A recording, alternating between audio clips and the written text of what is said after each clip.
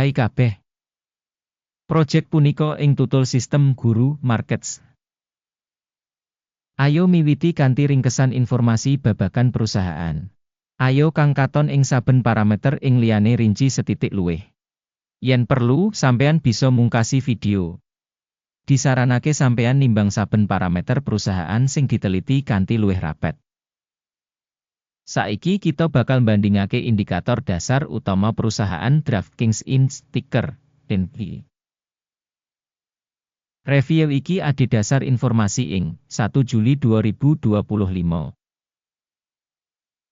Déning klasifikasi Guru Markets organisasi DraftKings Inc. kalebu subkategori.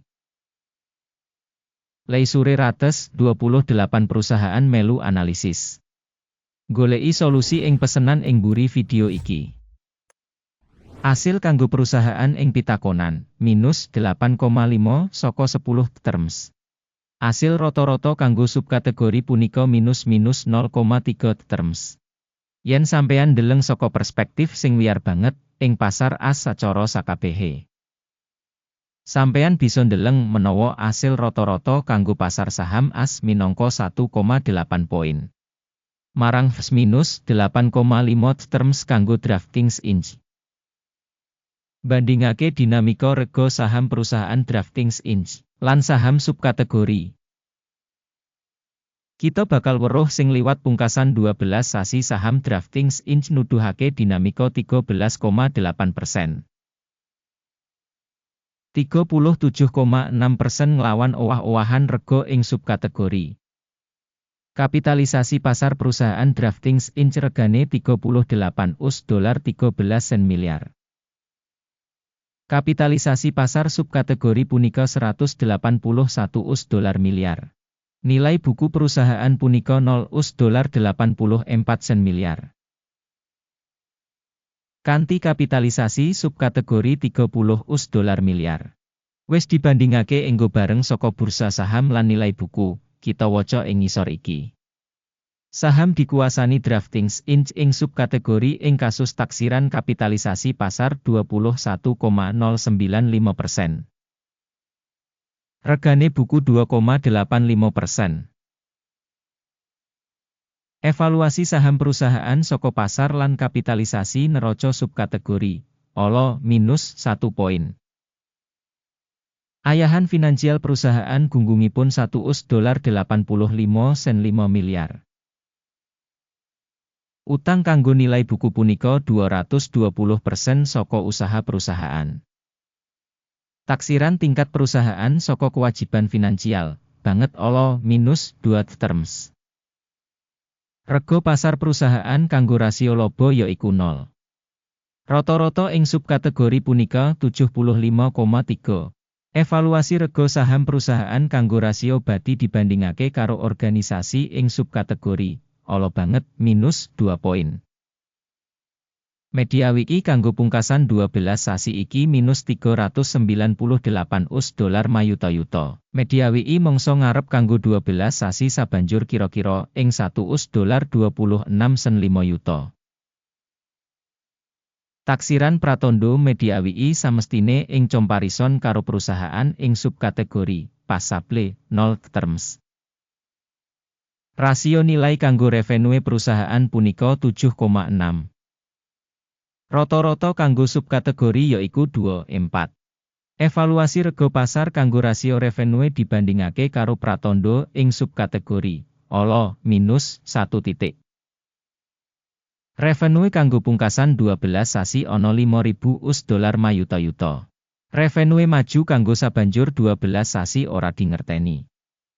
Evaluasi pratandha saka proyeksi revenue mangsa ing comparison karo pratandha ing subkategori, ala minus 1 titik. Wates dodolan minus 8%, karo rata-rata kanggo subkategori 3,1%. Penilaian marginalitas dibandingake karo indikator ing subkategori, tolet minus 0,5 poin. Bagian perusahaan ing jumlah karyawan ing subkategori punika 1,987%. Iki 962% kurang saka nuduhake kapitalisasi pasar. Jumlah ibu kutha, saben pegawai perusahaan, padha karo $7.479.000. Nalika ing subkategori ana $704.000. Taksiran jumlah ibu kutha saben pegawai ing comparison karo pratandha perusahaan ing subkategori, passable, 0 terms. Bati perusahaan saben pegawai minus $78,100. Rata-rata kanggo subkategori punika $9.4.000. Evaluasi bati saben karyawan individu dibandingake karo indikator perusahaan ing subkategori, tolet, minus 0,5 poin. Revenue perusahaan saben pegawai $981.000. Subkategori, $299.000. Evaluasi revenue saben karyawan perusahaan dibandingake karo indikator perusahaan ing subkategori, tolet, minus 0,5 poin. Posisi cendak enggo bareng 5,4%, dibandingake rata-rata kanggo subkategori 4,6%. Indikator resi 14 nuduhake tingkat 71% kanggo perusahaan Draftings Inc. Ing subkategori, tingkat resi 14 kira-kira 66%. Regane saham nyoto perusahaan iku watara $42.09. Target rega konsensus kanggo saham perusahaan kira-kira $52.99. Ayo kang katon ing tabel pesenan, kang kasedya kanggo sampeyan, link kanggo iku ing komentar pinet. Tabel pesenan ngemot kabeh pancasan digawe ing mangsa diwenehi dening Sistem Informasi Evaluasi Simpenan, Guru Markets.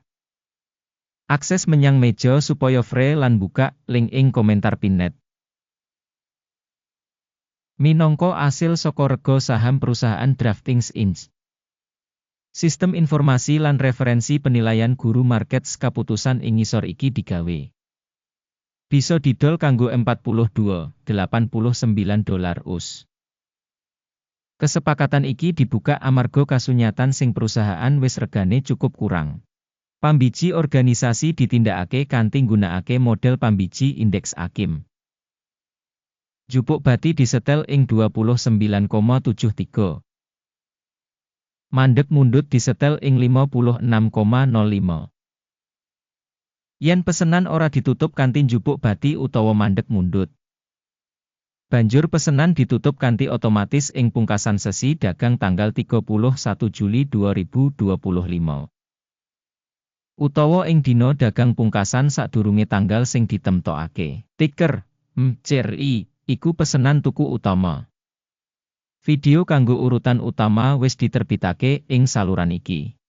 Ing kasus nutup samubarang pesenan, utama utawa wawas, pesenan liyane tetep ing rega pungkasan.